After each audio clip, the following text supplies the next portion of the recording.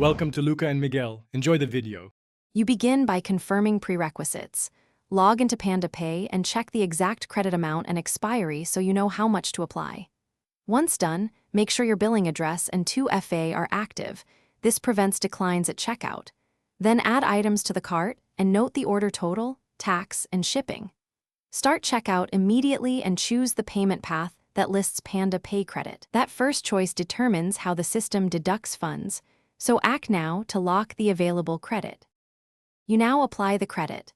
On the payment screen, pick PandaPay Credit and observe the displayed deduction. If the credit covers only part of the total, split payment. Select your secondary card or gift card for the remainder and confirm the split amounts.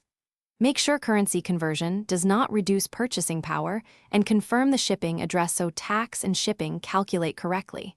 Because some merchants block stacked offers, review final line items and promo codes before you press confirm. This prevents unexpected denials. You finish by reviewing the final order summary, total paid from PandaPay Credit, remaining charge to card, shipping, and estimated delivery, and then confirm the purchase. Save the order number and a screenshot of the receipt. That evidence speeds any dispute or refund. If you need to return, PandaPay Credit typically posts back within 3 to 7 business days. If the payment is declined, check your PIN and 2FA, recheck balance and merchant limits, and then contact PandaPay support with the receipt. Thanks for watching and please subscribe. It's the best investment you'll ever make.